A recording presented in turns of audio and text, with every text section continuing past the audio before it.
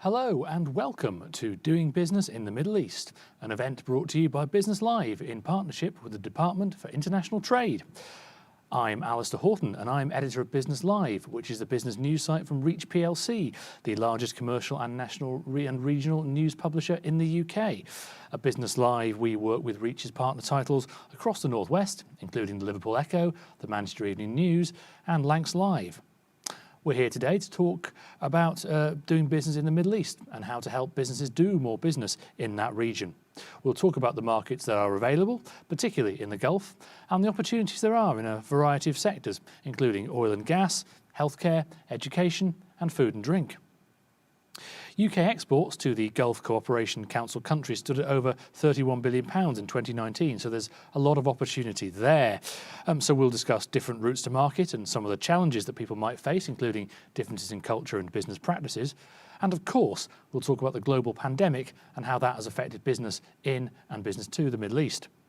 We've got a great panel to discuss all this and to answer any questions that you might have, and we're open to those questions.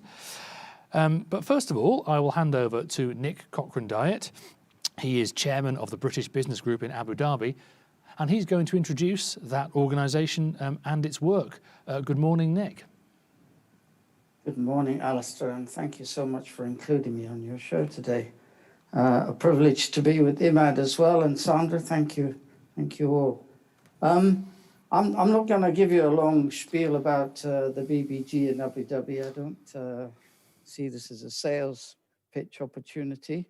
But of course, you know, we're always looking for new members, so that would be most welcome. Pieces that were sent out with the slides for us before. And so the first one, going straight in, you know, the different routes to market and how to get into the market. And I love this bit here, not fall at the first hurdle.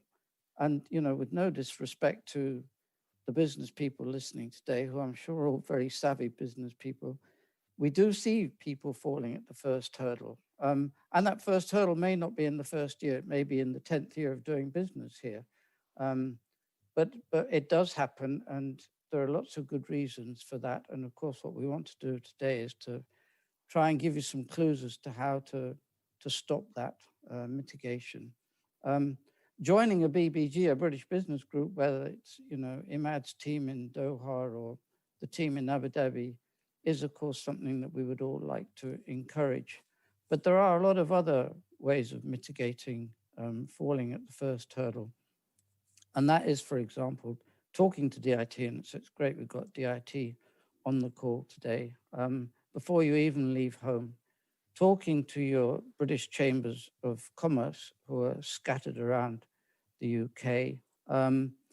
And, you know, once you do look at joining something like a British Business Group, there are companies, for example, like Gateway in BBG Abu Dhabi, who've got a lot of first-hand experience about helping companies set up business in Abu Dhabi.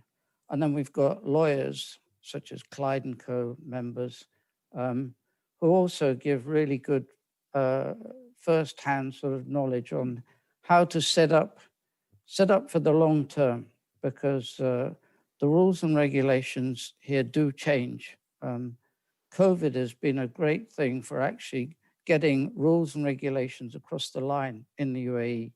And so if you'd asked me 2 days ago, you know, what would you advise? I'd say, well, be wary about, you know, and be very selective about your choosing a local sponsor. Well, as of yesterday, some sectors don't need a local sponsor. And that's how things can change, and quite dramatically change. I mean, that's something they've been debating here for a long time, but fantastic. You know, they want to encourage FDI now. And so, as I say, some sectors, and so this is why you need the Clyde & Co's and the gateways and things, because they can tell you, okay, your sector does or doesn't need, your emirate does or doesn't need, because it varies from Dubai to Abu Dhabi to Sharjah, for example. So having that local knowledge on the ground is, I think, really important. And most of these entities are not expensive entities to get information from or to network with, because we understand, you know, SMEs and things cannot afford and should not be spending money on getting, you know, local information, as it were. The next thing we come on to is this cultural differences. Now, I don't actually see there being huge cultural differences. I think that the UAE and the UK, both pretty culturally aligned when it comes to tolerances and things. Human behaviors are, pretty similar.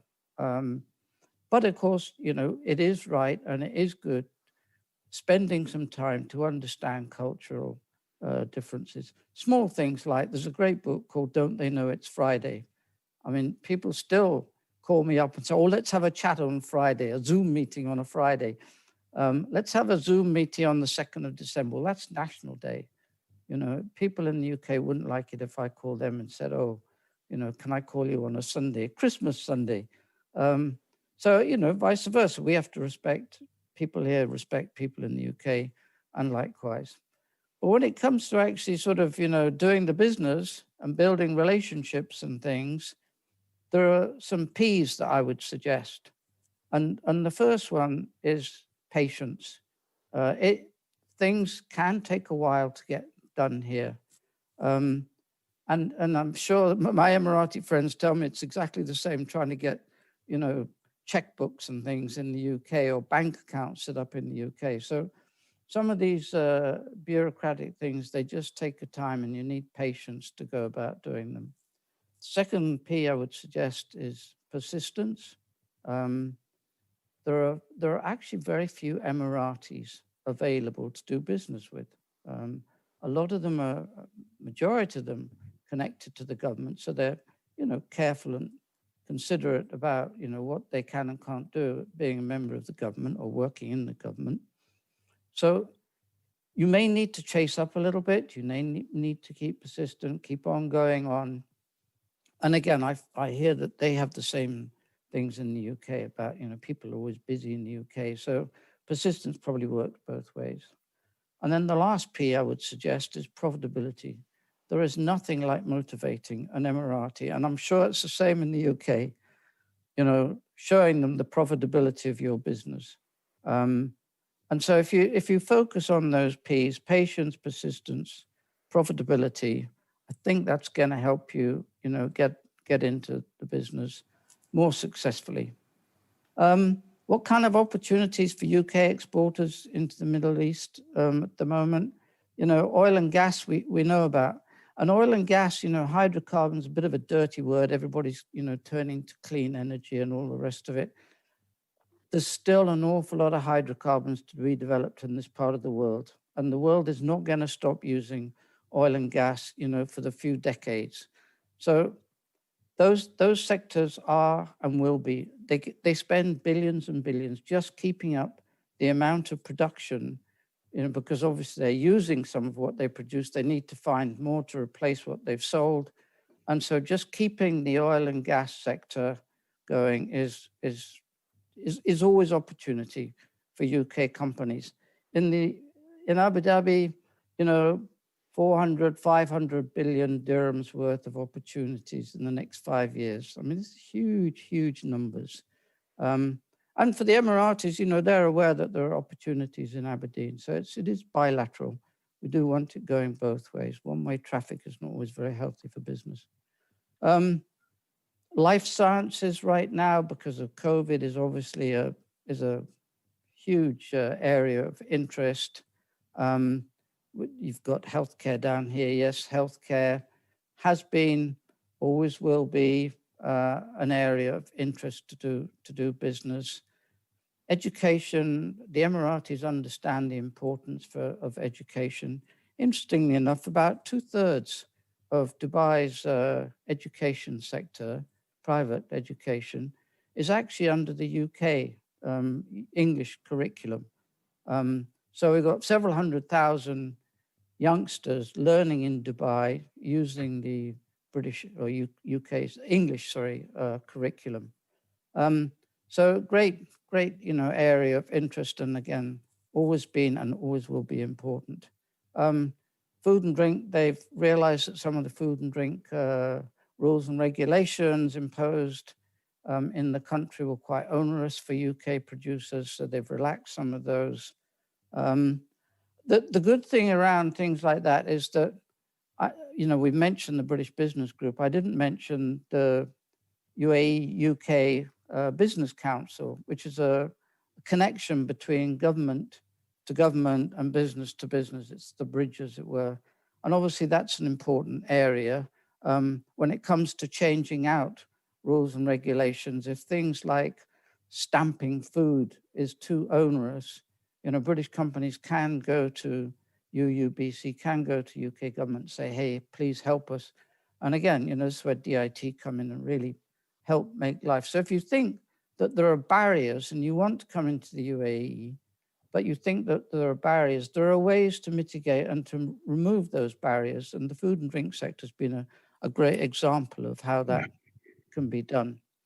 Other areas of interest at the moment, fintech is really top of the pops at the moment, as is agri-tech. If there are any fintech companies on the show at the moment, please make sure you join the ADGM, the Abu Dhabi Global Markets event that's going on tomorrow and the next day. They reckon they're going to be thousands of people joining from around the world. It's a virtual event, obviously, for this year. Last year's live event, there were 5,000 or 6,000 people. I mean, this is a big fintech event. And Abu Dhabi Global Markets, DIFC in Dubai, these are all singing, all dancing. They want to be, right at the lead, as it were, when it comes to doing, finance and doing business in the latest and greatest ways. I mentioned agri-tech just now. People are concerned, obviously, about supply of food, food security because of COVID and things. So some of these areas are relatively new and exciting. What I would say is that areas that interest the Emiratis, are innovation. It doesn't matter whether it's innovation in healthcare, innovation in whatever sector, oil and gas, renewables, anything that's got innovation, they're interested in it. And, in Abu Dhabi, for example, in this ADGM I mentioned just now, there's a thing called Hub 71. You might even find that you've got a product that they will help you set up and invest in Abu Dhabi. So, do have a look at this Hub 71. If you're into innovation, they're very much keen to have a look at new innovative ideas. AI, anything that's got AI in it, digitalization, all of the key buzzwords that you hear, the Emiratis are really up for looking at those things and seeing what they can do. Of course, I heard the word Manchester mentioned just now. You're going to get a warm, warm welcome. And I can say that from my own personal experience. I wrote a small book about early days in the Emirates. And the foreword is written by His Highness the Deputy Prime Minister. And His Highness is also the owner of Manchester City, note the blue tie. And so the Emiratis have been investing in the north of England because they believe it's a good place to invest in. So when you come here and you say that, you're from Manchester, you're a Liverpool supporter, ahlan wa sahlan, you will get a very warm welcome for sure, because you're from a part of the world that they think is good to invest in. And so, as I say, people always like to invest mutually, where it's win-win and it's a two-way street.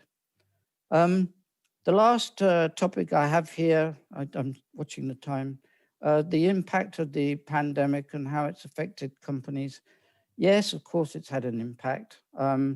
But the impact, I think, has been positive. As I say, they've actually changed some of the rules and regulations to encourage more FDI, to encourage people to come and set up business here. They're relaxing the rules and regulations to encourage all of this investment. And so, yes, while it's sort of slowed physical, and I would always encourage physical visits once COVID restrictions allow. But currently, obviously, that is restrictive. But it doesn't stop people from, talking to BBGs, talking to UUBC, DIT, and all the rest of it, doing their homework, investigating ADGM, Hub 71, finding, companies like Gateway, finding Clyde & Co, lawyers and things, and starting the process. and seeing and keeping an eye on how these rules and regulations are changing, as I say, not on a daily basis, but fairly regularly. And these changes to the commercial companies law, that was 2015, now we're 2020. It's a big change and it's significant. And I don't understand all the impact of it yet, because as I say, it only happened yesterday, but it is definitely going to encourage FDI. Some of the social laws are also changing. Tolerance, as I say, is very much practiced here now. And so people, it's a very Anglified part of the world anyway, the UAE, but people will find it even more easier and more comfortable to start doing business here. I've come to the end of my time, I note, and I thank you for your attention. If you do have any questions, we're happy to take them. Also, I hope there's a slide somewhere. There we go. Thank you very much. Right on cue. Well done, David. There are some social media and email addresses there. If you've got any questions, you want to know anything about, setting up business here, those are Abu Dhabi BBGs. We can easily put you in touch with our colleagues in Dubai, BBG there as well. Equally, UUBC, DIT, we all work very closely together. And with that, I will say thank you very much for your attention. Back to you, Alistair. Thank you very much indeed, Nick. Patience, persistence and profitability. I'm sure we'll be returning to some of those points later on. Nick will be joining our panel of experts later, so we will be able to take questions from you if you're listening in. You'll be able to share them via this platform you're watching on at the moment. But now I'd like to introduce our next speaker. He is Imad Turkman, MBE. He is chairman of the Qatar British Business Forum and Group CEO at Rumaila Group. And he is going to tell us about that Gulf state and the opportunities available there, and talk us through all that. Good morning, Imad, and welcome. Yeah, good afternoon in my part of the world. Good afternoon. Thank you very much. Thank you very much for having me with your panel. I'm afraid David just said whatever I wanted to say, really, so I don't really have much to say except talking about football, which obviously I won't be doing that. I'm delighted to be part of this group. I'm half Mancunian. I studied North Trafford College and went to Salford University, and Manchester is very close to my heart. I've been in Qatar for the last 25 years. I've seen Qatar growing from a sleepy town by the seaside to a thriving city today. I think, like anything else, if we're going to do a business in a country, we'd like to know a little bit about the history of the country itself. As we know the history, it will guide us really to know what to do and what to avoid. Next slide, please. Qatar history basically is very, very recent one. It was a tiny, as he said, fishing village. But what's interesting is in 1916, Qatar signed a deal with Britain. We come under British protectorate. So the Britain's history with Qatar goes back to 1916. So therefore, we have a long history in the country. Next slide, please. Like anything else, rest of the Gulf, oil was struck in 1939, and through the Second World War, they couldn't export the first shipment with 1947. And in 1971, Qatar became independent.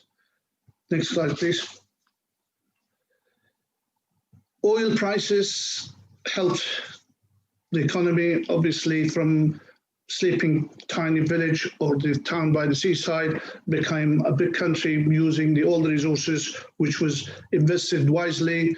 And lately, they've gone away from the oil into LNG, liquefied natural gas, which was discovered in Qatar a long time ago, but went into production in 2005. Next slide, please.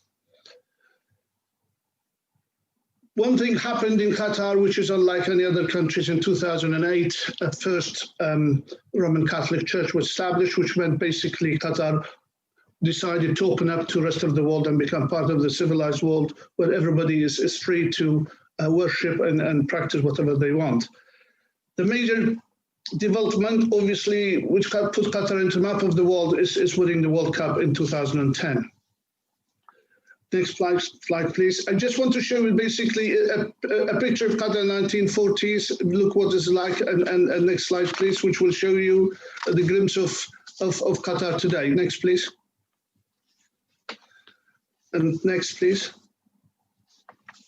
And next one, please. Next one. Opportunities. I would say, why Qatar? Why not rest of the world? And there are many reasons why I would say Qatar is good for business. Next slide, please. Small country, overall population 2.7 million. Only 300,000 of them are Qataris. The rest people like myself making a nice living in this part of the world.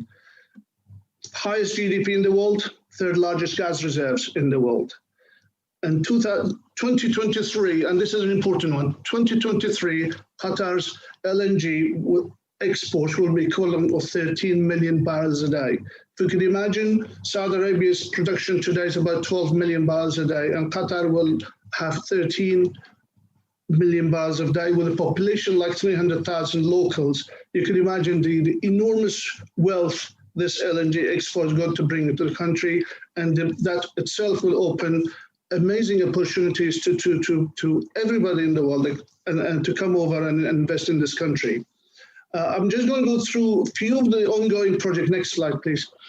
Ongoing projects in Qatar, which basically gives you a token of what's happened in the country. I can't really cover all of them because it will take me next couple of hours to talk about all the exciting projects. But one of the big things is establishing a free zone, almost like arriving at Jabal Ali in Dubai, where people could come in and set up their own distribution center. Even they could set up their own factories. Will be tax concessions, will be utility concessions, and also the companies could set up 100% ownership of foreign ownership, or you could use Qatar as a hub. And this phase one is located next to the Doha Port, which is an amazingly big project we just finished a couple of years ago with enormous capacities, and also next to Doha International Airport. So from logistics point of view, is an ideal locations to have your businesses, whether it was in food industry, whether it was in manufacturing and other type of businesses, you will have easy access to the airport facilities and also to the port facilities for import and export. Oil and gas, we've mentioned, itself is a big industry. It attracts literally electromechanical companies and mainstream, downstream companies into the country. Qatar has got a major, amazingly big industrial area called Ras Laffan, where all big majors, oil majors from Shell to ExxonMobil and others, they all came and invested big structures there and projects. Any oil and gas company and project will open the door to subcontractors. Whether you are small or big, you will have an opportunity to contribute to those massive projects. Next, please. Qatar National Vision 2030. Qatar National Vision is basically, this is what the government of Qatar sat down and planned where they want to be in 2030. They're very wise in investing their money in major projects. Also, Qatar Industrial Development Bank and Qatar Investment Authority rather, investing big money abroad, buying projects and buying investment opportunities. This is basically a sovereign fund which will feed the next generations of Qataris should the oil and gas will come out and finish one day. The National Vision includes economic development, social development, human development, environmental development. Each of the sectors will have enormous opportunities for UK opportunities, and for UK companies rather, to come to Qatar and set up their businesses. Once you arrive in Qatar, there are many ways of doing business in Qatar. Next slide, please. Setting up limited liability company, which basically you could come in, and by then you will have to have a local partner. A local branch, if you have a company within the GCC, you could have a branch of the company, so you don't have to have a local partner. Project-based company, if you are an infrastructure or book project, you could come in and set up a company based on one project alone. You will stay in the country for duration of that project. Qatar Financial Center, which basically looks after all the finances and financial sector, insurance sector, and all finance-related companies could come up and set up a company in Qatar using their facilities without having local sponsor. As I mentioned earlier on, the Free Zone, I'm quite excited about Free Zone. I've just had a guided tour of the place last week. It's an enormous place, and also there are 2 other locations going to come up. And Qataris are very, very excited about this. In a way, there is almost like a bus company, a bus producing company, a manufacturing coming to set up in the Free Zone. There are many high-tech companies that are coming in. The list is endless. Therefore, they decided to expand the location from 1 into 3 other locations in Qatar. That shows how successful and the ambitious plans they have for this place.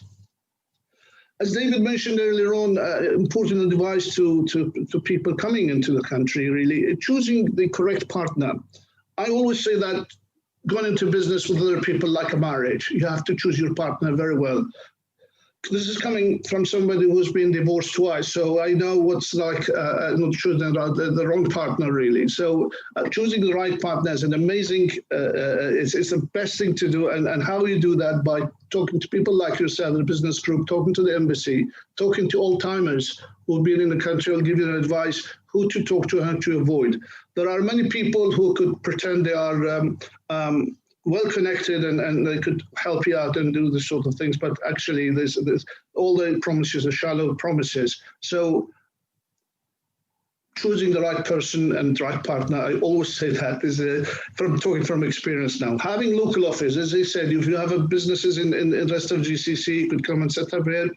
I always say people, one thing, Qataris, like all Gulf Arabs, they don't like what I call suitcase or briefcase salesman or diplomacy. They like to see you. They like to get to know you. They like to see you in the supermarkets. They like to see you in their majlises, in their houses, in their weddings, and so they got to know you. Once they get to know you, that's it. You are their friends. As long as you are honest and you don't do the dirty trick on them, they will be your friends forever. Taking advice, as I said, from British Embassy and from other familiar people. Being familiar with the rules and regulations, obviously, that's the only way of doing that, by being in the country, and that will help you to overcome problems. Next slide, please. Other reasons, very simple, actually. Next slide, please. Why Qatar? Safe country. I never lock my front door. I remember in Manchester, I used to lock it and put the cameras on and make sure it's double lock and not a single lock. Not Manchester's unsafe, but this is the way it happens in that part of the world.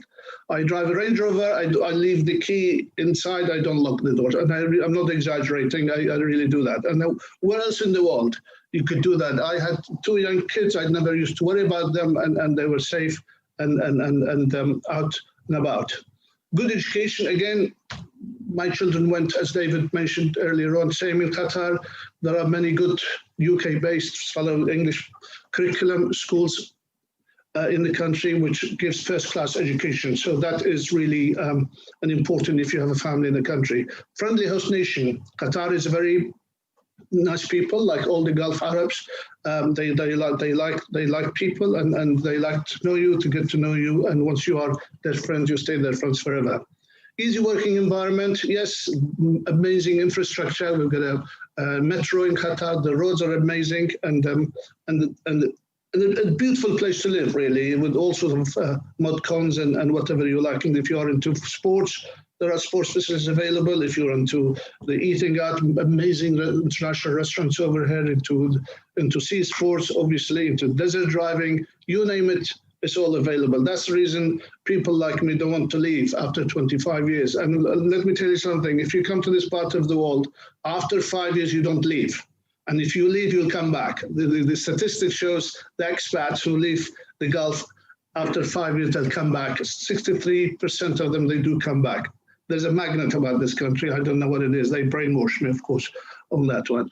And also, amazingly, it's pro-British. And I think the Brits are well respected and well liked over here, and well trusted as well, which is unlike many other nationalities, which I'm not going to mention. So we have to make sure that we will not disappoint them. One thing I will say is successive governments in the past, they didn't take Qatar, I'm talking about British governments, didn't take Qatar seriously. But I'm really glad in the last few years we have seen an amazing interest in the country, and to the extent that British Embassy in Doha commercial sections, there are about 18 people working in the commercial section. At one time, there was only one person. That just shows the interest of the government into this country. Also, on the other side of the coin, the opportunities available for British companies. That's hence the British government investing in people, money, in resources. We, as a British business group over here, we have over 300 members. We're the single largest expat business group. We've been established since 1992. All the advice we give is free of charge, and we have people, we have lawyers, we have bankers, we have members been with the group for more than 20 years. So there is a wealth of knowledge and wealth of experience among our ranks, which will be all open to whoever wants to come this part of the world, especially, as I said, people from northwest of England. But please don't come and talk about football if you're not Manchester United supporter. That's one thing I will say. But joking aside, as David said earlier on, how to survive living in Qatar, you have to have a sense of humor and huge patience. Patience, patience, patience. That is what it is. Other than that, this will be the wrong country for you. So on that happy note, I'll say thank you very much. Sorry if I digress a little bit on talking about football, but that is me. It's just in my DNA. I can't help it. Thank you again, and we'll be open to questions. I'm sure people have all my email address and telephone numbers. We went out with the email earlier on. I'll be more than happy to answer any questions should you have one. Thank you again. Wonderful. Thank you very much indeed, Imad. And Imad, remember, we'll be joining our panel of experts right now, in fact, to discuss the opportunities for trade with the Gulf. So alongside Imad, we'll have, of course, Nick Cochran-Dyett, who spoke earlier on. And we will also have Sandra Thornber, who is International Trade Advisor at the Department for International Trade. So a reminder again for everyone watching, you will be able to ask questions in a little while. We've already had one coming in. I've got some questions to ask myself, but I'll also drop through questions that we receive from our audience today as we go along. So Sandra, I'll start with you if that's all right, and I'll welcome you to our discussion. With a first question from me, which just follows on from what our guests today have already been saying, which is, what's the first thing that the company should do if it's looking at moving into this part of the world? What would you say is the first thing that they should do? What are the first steps they should take to make sure that they don't, as Nick says, fall at the first hurdle? Well, I would say contact your local Department for International Trade team. We have quite a large team here in the Northwest, so we can assign an international trade advisor to help you to research the markets. In the Gulf in particular, I think it's more relevant to say, do your research and go prepared. And particularly do your research into the culture. As we've already heard this morning, Emiratis, Qataris are educated in the UK. They come and study here at our universities. So there is a real fantastic relationship there, and they do remember the Brits when they go back home. But we do have different cultures, and as already been said this morning, it's about getting to know your Emirati partner or your Emirati customer, and be prepared to set aside time for that social interaction. You may be sitting and drinking numerous cups of coffee for 2 hours before you even start to talk about business. So factor that time into your day, and don't try and cram too much into your day. Thank you. The question I was going to ask next, which actually follows on quite nicely for that, is something that Imad talked about, which is how do you choose the right partner?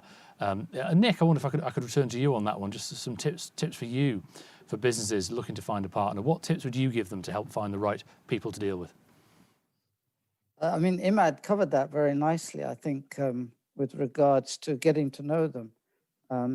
And yes, some of them are very smart salespeople, and they will promise you, all sorts of wonderful things. and and intent with good intention. Sometimes they lose interest after a while, and that's where I think that having some local knowledge, whether it's people in a business group or who you can trust and ask, well, this person's promising me all of this. And then there are the lawyers who will make sure that, yes, they talk. I mean, one of our former energy ministers used to talk about, that we have a Catholic marriage, and he's a good Muslim gentleman. They understand the concept of, long-term relationships. They like the concept of long-term relationships. But you do need that patience in making sure you get to know your partner, well, him has had the experience. But what I would say now is that the Emiratis, that's what I'm saying, as of yesterday, they're changing the rules here. So you don't need now in some sectors to have a local partner. So you can come here 100%, set up onshore, not a free zone. And that's why it's important, again, to keep up to date with what the rules and regulations are. Now, oil and gas companies cannot set up. So there are restrictions on this new commercial companies law. Again, good reason to talk to DIT, talk to the embassy, talk to BBG members, talk to lawyers, etc., to find out exactly what the latest rules and regulations are. But the Emiratis are trying to encourage people to come here and take away any barriers, such as this issue about picking the right partner, the wrong partner, long-term partner, and all the rest of it. What I would say, though, is that if you do pick a partner and it's the right partner, as Imad rightly said, these relationships go on for years and years. I mean, BP's been here for nearly 90 years, which is most of the company's history. So if you do pick the right partner, and whether it's government or an individual, they do like long-term relationships, and that, helps budgets, make you make plans and things. The other thing I would say is that, picking a partner here and then doing business in the region can also add to complications. So if you can come here now to the UAE without needing a partner and do 100% investment yourself, it is going to make life easier to do business with neighboring GCC countries. So it's a very significant change that they've made to the commercial companies law in the last day or two. Thanks very much, Nick. Sandra, I was going to turn to you here actually as well and ask if there are any tips that you would give businesses that you work with in terms of finding the right long-term partners to do business with. Well, yes. I mean, again, that's something that we can help UK companies to research, to identify the right partner. And again, it goes back to what's already been said, really, in terms of doing your research and making sure that that partner is the best fit for you. Because as well as them having the right foster, with having the right connections and being able to open doors for you, you've also got to like that person. You've got to get on with that person. And just make sure that it's the right fit for your business. But working with the British business groups and working with the local chambers of commerce and our teams based throughout the Gulf, we can certainly help you to identify that right person for you and make sure it's the right route to market for you. Sandra, while I've got you, another question for you, if I may. We talked about oil and gas. I think there is a sort of general perception, perhaps, that's the biggest or even only thing that people can trade with the Gulf countries on. But as we've heard today, there are a lot of other sectors as well, aren't there, that people can and should look at when they're looking at trade with this region and all the opportunities that are there. Yes, certainly. I mean, even in terms of staying with sort of the energy side of the business, there is huge solar farms in the UAE. There are nuclear power stations in the UAE. It's not just about oil and gas. There's the food and drink sector, there's the healthcare sector, infrastructure. These countries throughout the Gulf are continuing to develop. And because the populations are fairly small compared to, other countries, there's a lot of expertise that needs to be brought in. So there are huge opportunities throughout many sectors. Just talking about the expertise there, one of the greatest demands is for upgrading and skills upgrading of the local indigenous population. Huge necessity there. As you say, there are very few of them wanting to do with really ambitious infrastructure plans. And they know that today they can do these things with fewer people, with robotics and all the rest of it, AI and things. But they do need to continuously upgrade the skills and things. And UK education is highly respected. UK innovation, UK engineering, on all of these sectors. It doesn't matter which one. The retraining, reskilling of the local indigenous population is an area that the UK can really take to its full advantage. Thanks, Andrew, and thanks, Nick. I'm going to jump in and ask about the current the COVID pandemic and the current situation, because it does tie into what we've been talking about already, which is relationship building. I'll come to you in a moment, Imad. But I was wondering, first of all, I was going to ask you to talk us through how it's affected things, Imad, particularly in Qatar, but also how you think it's affecting the ability of people to form those partnerships and those relationships, given the historic importance of in-person meetings. Imad, would you be able to talk us through that? Yeah, literally the pandemic had a very mild effect to Qatar, actually, simply because Qatar is a peninsula and the only land border is with Saudi Arabia, and that's been blocked since 3 years now through the blockade. So it was very easy for Qatari authorities to control who's coming to the country. And the health sector in Qatar is very, very progressive and it's very modern. And they have amazing facilities, and this is all government and not just private. So from that point of view, we're having less than 200 cases a day, literally. And I think for the last 2 months now, people who are recovering from the virus are actually more than people being affected. So I think the tide has turned in Qatar. Really, the authorities are winning the battle against the virus. How it's affected the business? Of course, it affected business in terms of, because we did have a lockdown in the country earlier on when everybody stayed home, and that's obviously affected productivity of the factories and construction sector and all that.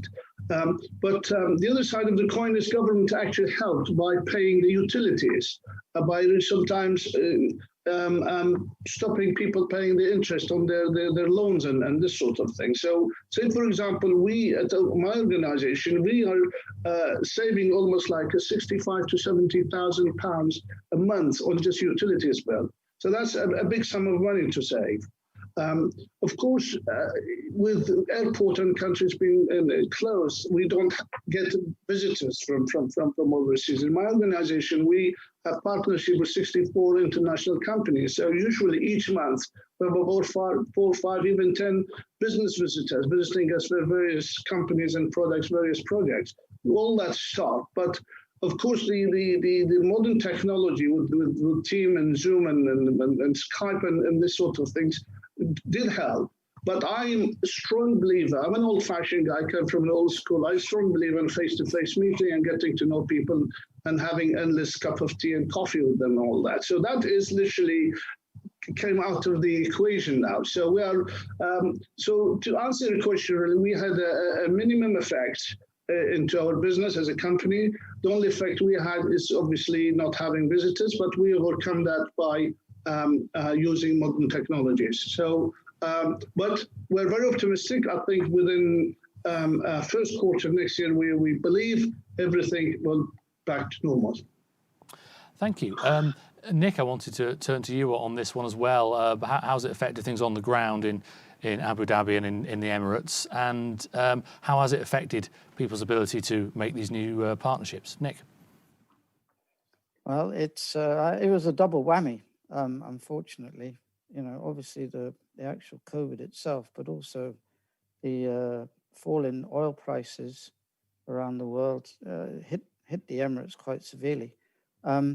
But but it's a resilient country. You know, this country's been through far worse, believe it or not, before, you know, the federation and things. I mean, times were pretty tough. People didn't have access to water and electricity. Today, we still have water and electricity flowing quite freely. We've got hospitals and things coping with it in a very sophisticated manner. So, yes, it was certainly impacted. They were on the case very quickly, locking down, you know, quite seriously, you know, in March, and have been keeping their finger on the pulse ever since. And health and safety has been the #1 priority. Dubai's economy obviously got impacted quite seriously. Dubai is jumping back onto its, you know, resilience. I mean, Dubai has seen so many knocks and things over the decades. They fall over, they get pushed over, whatever. They get up, they dust the dust off their dish dash, and they say, okay, that's it, let's start again. And that resilience is showing, you know, as strong as ever right now. The airline industry, obviously, Emirates and Etihad both got impacted severely. It'll come back. It'll take time.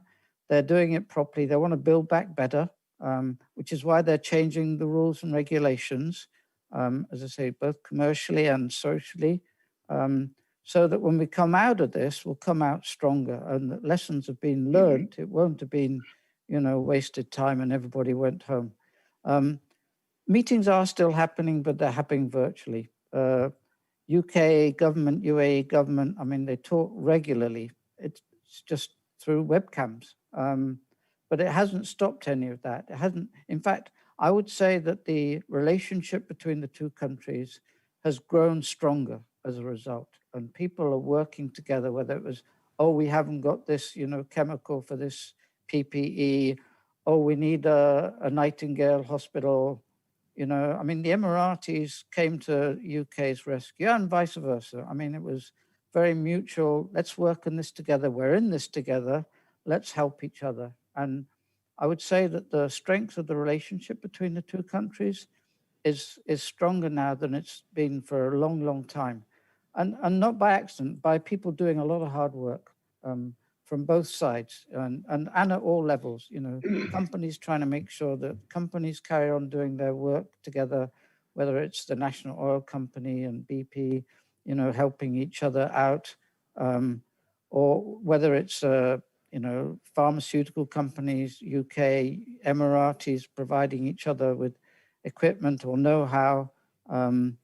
You know, one of the BBG members in Abu Dhabi, Mediclinic, I mean, they're one of the largest private healthcare. I mean, they were looking after tens of thousands of people, you know, doing the testing and everything. The country really took it so seriously and had one of the highest testing per capita in the world, you know, right from the beginning. Didn't sort of hesitate or wait. They said, let's get on and crack this.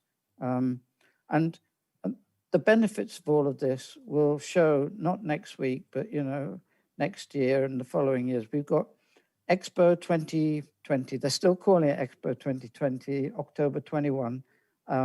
We've got the UAE's 50th anniversary next year. They're working on the 2071 plan now for the next 50 years. So this is a very forward-thinking country. And they've got a 2050 energy plan. UK's got COP26 coming. They're working all these things together. They realize that, you know, working together makes people a lot stronger together. Thank you very much, Nick. Sandra, I wanted to turn to you here as well. I'm trying to look forward a little bit. Obviously, pandemic has led to a sort of turbulent time worldwide, and of course it will have posed challenges in the Gulf. I wondered if you could talk me through what effect it has had on you and the businesses you've worked with, but also maybe we could look ahead and think how are businesses adapting to get through this and continue trading?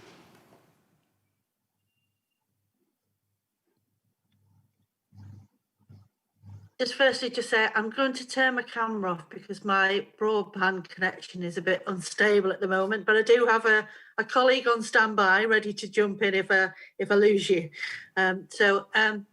Yes, the businesses in the UK have been affected differently according to what sector you're in, really.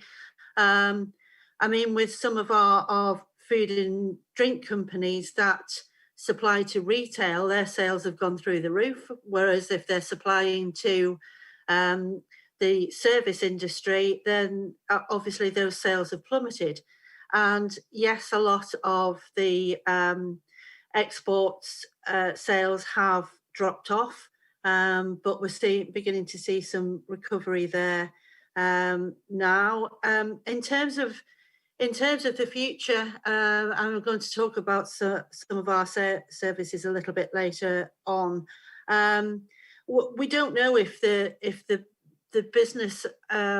businesses are going to work differently in the future, whether they will travel overseas less than they did because they found solutions for doing that without getting on a plane. So we've already talked about Skype and Zoom and Teams and all of the different platforms. But, you know, at the same time, it is very much about relationship building in the Gulf. So we would hope that they will travel to see their Arab partners throughout the Gulf region, and continue to attend exhibitions and continue to join trade missions, because it is very important to have those face-to-face relationships. Thanks. Another quick question from me. I'll perhaps start with Imad here. In terms of language, is it important that people exporting from the UK do learn Arabic, or is that something that can be got around? I'll ask everyone this, but Imad, I'll start with you. Yeah, very much English is widely spoken. To be honest, there is absolutely no need for Arabic language at all. Even if you're an Arabic speaker, you speak to Qatari in Arabic, he will answer you in English because he wants to practice his English. All the tenders and documents and specifications all are in English. Admittingly, there is a bit of a try by the government to issue everything from the government in Arabic language, but there are competent translators available in the country, and usually each company have their own translator, like we have in our group, our own translator. But to answer your question, yes, the huge advantage of speaking Arabic, but not essential at all. You could get around, but not knowing Arabic at all. And Nick, is that your experience as well with all the time you spent in the Gulf?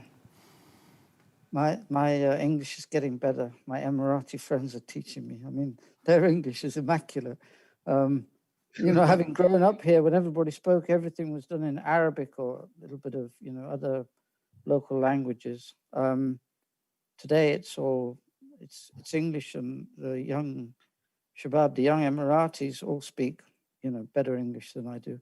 What I would say, though, is that culturally, you know, it's nice to be able to say Assalamu alaikum and, you know, Ahlan wa sahlan.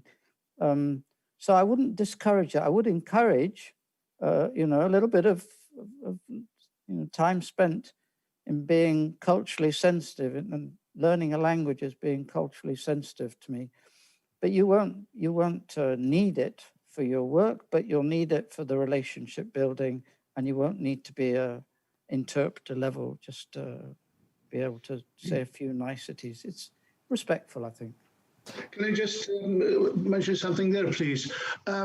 I'll strongly advise newcomers, not just the language really, just to study the history of the country. This country, although it is young, it's got a fascinating history really, and it's still a very tribal country. And there are many books written about each of the GCC countries, which tells you about the history of each tribe and each influential tribes, and who's good and who's literally originally from Qatar and not moved from other countries. So having that local knowledge, having that little history of the country, amazingly open a lot of doors when you go to talk to some senior Qataris, because they love to talk about their country. They think of all of us coming from the West, we're a little bit ignorant about what's happening in this country and all, which there are people who are not interested in this part. But I really feel if you are serious about doing business in this country, pick up a book and get yourself familiar about the history about the country, and that even help you if choosing the right partner, because you will know which family name is important than the other family name, and which tribe is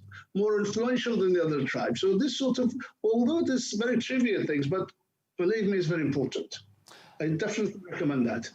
Thanks, and that leads me nicely actually into the question I was going to ask Sandra, which is, and it's a subject that has been covered by our other speakers in part this morning, but which is, are there any sort of specific cultural things that you... I think we've already touched on quite a lot of it. I think one of the biggest criticisms that I think that the British get is that we're always in a hurry, and we're very time driven. So, you know, in the UK, we expect a meeting to start at a certain time and to end at a certain time. And very little time is spent on just chit chat, basically. So we're very much, we're in a hurry to do everything. And I think that it just doesn't work in Gulf markets. It's just a completely different cultural attitude. I think people want to get to know you as a person. They want to know about your family. They want to know about your interests, your hobbies. They do want to talk football. And surprisingly, at the beginning of this, just before we went live, we were all talking about football because we all support different Northwest teams. So, I mean, that's the kind of thing that you should expect. People throughout the Gulf, as I said earlier, have been educated on the most part, either in the UK or the US, and their English is impeccable. And you can always tell where they've been educated because they'll either speak English with a few plums in the mouth, or they'll have an American twang. So yeah, you certainly don't need to worry about the language at all. It is the business language is English. But yes, absolutely, read the books. Don't They Know It's Friday is a fantastic book, which was written a long time ago, but a lot of it is still relevant. I mean, things have moved on, but in terms of giving you that basic grounding, Amid is absolutely important and hugely influential. So you need to know the names of those families. Thank you very much indeed. Now, we've had a couple of questions come in from the people watching today, so I'll run through a couple of them if I may. I'll start off, I think there's something that Nick was talking about the change in the rules and regulations regarding onshore companies in the UAE. This might be one for you, Sandra, actually, as well as Nick. Is there anywhere that people can get a sort of more detailed information on that, and will they still need local sales agents? Sandra, can you start us off there? Yeah, in terms of the free zones, they've been established certainly in the UAE for decades, and there are advantages and disadvantages within the free zones. So you can import and re-export without duties. They are basically tax-free zones, but then they are, and Nick, if I don't know if this has changed, but they are treated as offshore areas. So if you then sell into, say, for example, Dubai proper, then there are import duties of, I think it was about 5% that are imposed on those goods. But the free zones do allow you to be 100% foreign owned. Which up until recently, it was really the only way that you could do that without an Emirati partnership. But yes, I mean, Nick, if you want to carry on from that, but yeah, the information is available from our teams in the UAE as well. Yeah, I mean, this is new news. I mean, so I'm just reading here from the National. The President issued a wide-ranging, significant changes to the 2015 Commercial Companies Law, amending 51 articles. I do not have the 51 articles, introducing 3 new ones. Among the amendments is the abolition of a requirement for onshore companies to have a major UAE shareholder, a measure that reduces overhead costs, facilitates the ease of doing business for foreign investors, and provides flexibility of operations for any business wishing to operate anywhere in the country. I won't go through it all, but and this is the importance of being in touch with people on the ground, wherever it is you need. All these companies like Gateway who give advice. The chairman of the BBG in Dubai has got a company. You know, they give advice on these things. They know because they're in touch on a daily basis when these things change. They know what was going on before. You know, it affects the Foreign Direct Investment Law number 19 of 2018. That's been scrapped. So what you knew in 2018, that's gone. Now we're into 2020. This is the Emiratis, you know. They're forever changing because they want to be, you know, one of the top sort of 5 governments and all the rest of it in the world.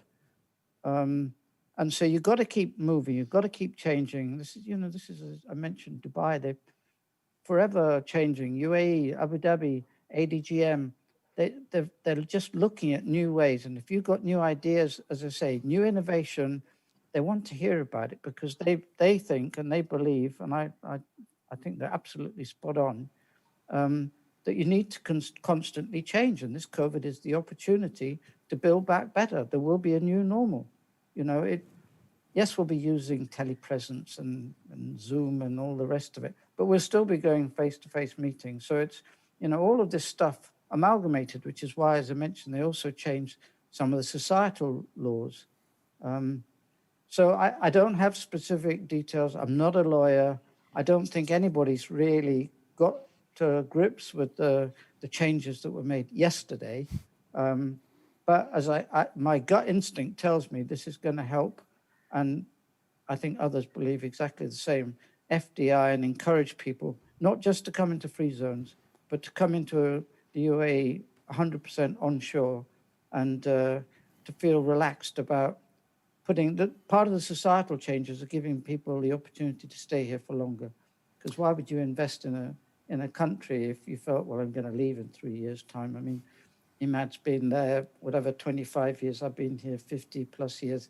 You know, the people are staying for longer, and they're helping to make it easier to stay for longer, encouraging people to invest for longer. Thank you, Nick. A quick question, I think this is probably one for Sandra. Is there an equivalent British business group in Oman? One of our audience asks. Yes, I think there are. I think there are throughout the Gulf, and we have worked previously with the British Business Group in Qatar, which were hugely helpful in supporting a trade mission that we took out a number of years ago. There is also a British Business Group in Dubai as well, isn't there, Nick? Yeah. And I think that was voted one of the best in the world for a number of years running. Sorry, Ahmad. But there are other partner organisations as well. I mean, the Chambers of Commerce are hugely important in a number of the Gulf markets. It used to be that I think when businesses set up in the UAE, they had to register with the Chamber of Commerce. I don't know if that's still the case, Nick. Yes. But there are other support organisations like the British Centres for Business, for example, that can also help you to invest in the UAE, for example. And obviously, we work with the governments of all of the Gulf markets as well in terms of inward investment into these markets. You need your legal advice. Some of these markets offer British businesses incubator services so that you can dip your toe in the water for 12 months before you decide which particular business entity is suitable for you, and they can help with visas and staffing as well. So there's a huge amount of support out there. And do visit the UAE embassy in London. I mean, they've got a team, economics team there, commercial team there, who are all for trying to encourage two-way trade between UK and UAE. There's a new young ambassador there who's got a lot of zest and a great team behind him who are all for building the relationship between the two countries. And of course, you know, one of the best ways of building relationships is through bilateral trade. I didn't mention the statistics earlier, but in the early 20s, we were given a target of £12 billion by 2015, bilateral trade, UK, UAE. We got there in 2014, and then in 2015, they set us another target, which was 25 billion bilateral trade between the UK and UAE. COVID, of course, has slowed that down a little bit, but we're still at 18.4 billion UK, UAE. This ranks, you know, number 4 in the world, and number 4 behind USA, Europe, and China. So, I mean, we are right up there when it comes to both countries wanting to do business. And the proof of the pudding is in the numbers. We are doing business, and the desire is to continue to grow that business. Thanks. Just to answer the earlier question, yes, there is business grouping in Oman, in Muscat. I have their details. If anybody wants access to that, I'll be more than happy to provide that. Thanks, Imad. Appreciate that, and we'll be able to get that shared, I'm sure. Thank you very much. We talked about the need for patience and persistence to achieve business success, and the next question I think is one to which the answer will be patience and persistence. The question is, and I might start with you, Imad, on this one. And it says, as a first point of call, who would the panel recommend that someone spoke to about regarding potential sovereign fund investment in a world-first innovation? In this case, I think in the energy from waste space, but the principle applies all round, doesn't it? Because there's a lot of talk, isn't there, about the sovereign funds they've got. How would one make a start on that? Imad, I'll start with you on that. Yeah, the sovereign fund in Qatar is controlled by Qatar Investment Authority, and they have their offices in the West Bay of Doha, and the Qatar Investment Authority reports directly to Emir of Qatar. So they're not actually part of any ministry or they're independent authority, but a very important authority. So they have their own website, their own people. We're closely connected to them. Actually, my company, we're doing the interior fit out for them at the moment, and we have big contacts there. So again, should anybody wants to have access to Sovereign Fund, Qatar Investment Authority, I'll be more than happy to help and provide contact names and details. Thanks very much indeed. And Nick, again, a sort of similar question for you. Again, the sovereign funds get talked about a lot in the UAE context. How would people make a start? So we've got several sovereign. Abu Dhabi Investment Authority is probably the older one people have heard about. But the one that I mentioned earlier, although I didn't refer to as a sovereign fund, this Hub 71 belongs to Mubadala, which is another. The Emiratis are very inventive when it comes to doing business. So, you know, Mubadala is everything. It can be a think tank, it can be a sovereign welfare fund. It's very innovative in their approach to doing business. But they do have this thing called Hub 71. So if people Google Hub 71, have a look there, see if that's the sort of where Mubadala will help people, you know, set up and invest in the country and, you know, help them, give them floor space and all the rest of it. I've been in there. It's very impressive. A lot of, you know, smart people with innovative ideas. Again, if you're in the UK and it's kind of easier, the UAE Embassy in London, you know, approach them. Again, I can give you contact details for the commercial attaché there, put you in touch there. But they're very helpful. Masdar, if it's an energy-related and a sort of renewables energy-related question, Masdar have an office, and there's a very bright young person running that office very successfully. Masdar, you know, doing huge investments into the UK with the what you call offshore wind and things, and they're always looking for new ideas. So whether you come into Abu Dhabi through Mubadala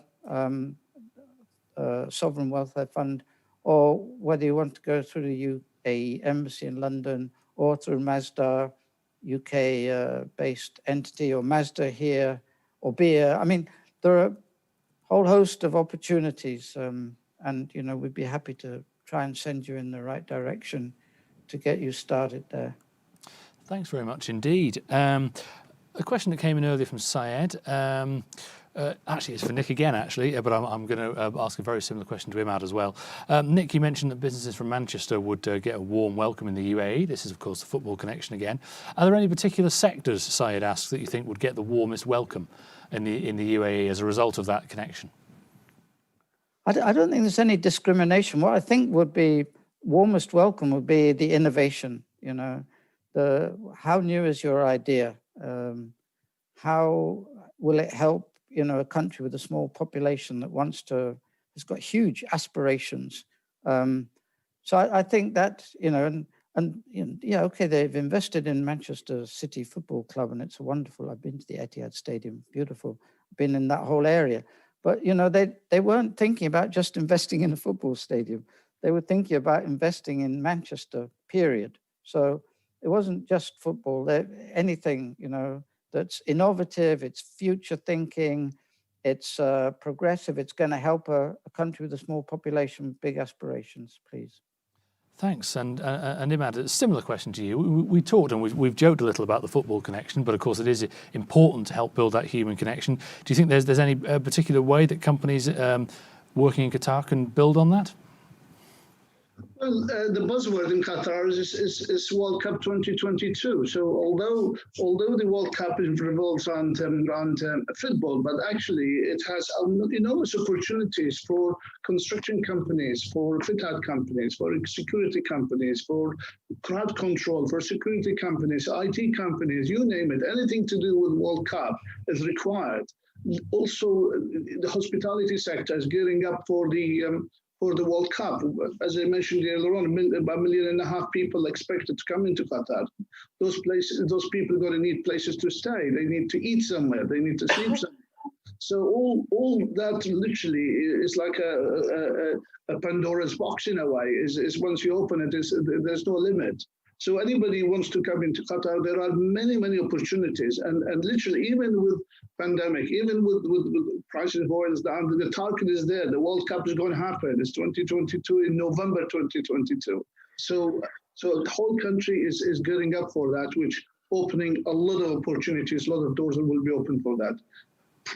Admittingly, some of the projects are being awarded a long time ago, but there are still opportunities if people want to come. Absolutely, thank you. We're going to be hearing an awful lot more from and about Qatar, of course, in the future. That's all from our panel discussion today. So thanks to our panellists. But before we go, we're going to hear more from Sandra Thornber from the Department for International Trade, and she's going to tell us more about how the DIT can help businesses with their... For international trade, we are a government department, and we help UK businesses to export and grow into global markets. We also help overseas companies to locate in the UK through our inward investment teams. So we've approximately 2,500 staff throughout the world, so quite a sizable organisation. The majority of our staff are located in the British embassies and consulates in over 100 markets throughout the world, along with a wide network of overseas partner organisations, some of which we've already mentioned this morning. The international trade advisors, like myself, we are based in regional teams throughout the UK, and we all have extensive knowledge of exporting procedures, along with a wide range of sector and market specialisms. So it's very much a worldwide joined up circle of support to UK businesses. In terms of export strategy and planning, so we can work with you to conduct research and identify suitable markets for your products and services. This can be looking at business demand, ease of doing business in certain markets, levels of competition, culture, which we've mentioned is very important in this particular area of the world, as well as others, and trade barriers. So from there, we can work with you to devise and implement an export strategy for developing business from those markets. And once we've identified a suitable market or region to target, we can then start to build market knowledge and identify potential business partners. we can work with our overseas teams along with our overseas business networks to conduct more targeted bespoke research for you, including suitable routes to market and identifying those potential representations, which we've said are so important. So this could be agents, distributors, business partners, or customers. In terms of trade missions and overseas trade shows, so in normal circumstances, we organise numerous overseas trade missions throughout the year, all over the world. At the moment, we're running some of these virtually where we can. So we also provide funding to UK exhibitors throughout the Trade Show Access Programme to exhibit at what we feel are key platforms throughout the years in various sectors. And again, we're trying to deliver some of these virtually at the moment to give you the opportunity to promote your goods and services and to make introductions to overseas buyers. In terms of language and culture, yes, we have said quite a lot about this already. But again, it is something that our overseas teams can advise on. But many of our international trade advisors are multilingual and can advise on cultural aspects of doing business in international markets through their own experiences of living and working overseas. And for example, I mean, I've been an international trade advisor for nearly 20 years, and most of my focus has been on the markets in the Gulf. And quite some time ago, I was called in to advise a business who had made a huge mistake in Abu Dhabi and wanted help on how he could unravel himself from this mistake. And I thought to myself, well, what, instead of being brought in to troubleshoot after these mistakes have been made, why not stop them happening in the first place? So I wrote a cultural brief to help UK businesses to succeed in those markets, or rather to not make those mistakes. So there is very much a wide range of expertise within the regional teams that you should absolutely tap into. In terms of product and service development, so we have a vast array of market and sector expertise within the wider DIT network, but we can also introduce you to external suppliers, for example, the Intellectual Property Office, trade associations, export documentations within the chambers, and freight and logistics suppliers. Finance and getting paid. So your international trade advisor can provide advice on international payments and contractual payment agency. So they can help UK businesses to win export contracts by providing attractive financing terms to overseas buyers. They can help to fulfill orders by supporting working capital loans, and to get paid by insuring against potential buyer default. So that there's a wide range of support and expertise available to you. That's just a tiny brief snapshot of what the whole DIT network, both in the UK and overseas, and just spend some time exploring the site and seeing what other services we offer. And certainly sign up to receive export opportunities that are suitable for your business. Thank you very much indeed, Sandra. And that's all from us for today. So thank you all very much indeed for joining us from wherever you are. Thanks to all our panellists and speakers, to Sandra, to Nick and to Imad. Thanks to MSP Global for hosting us today, and thanks also to Katie from Reach Events for organising. And thanks, of course, to the Department for International Trade for all your help with these events. Now remember, we have one more event coming up. That is called Doing Business in the USA, and it is happening on the afternoon of December the 3rd. The links to that event will be shared after this one. But that's all for today. Once again, thank you very much indeed for joining us.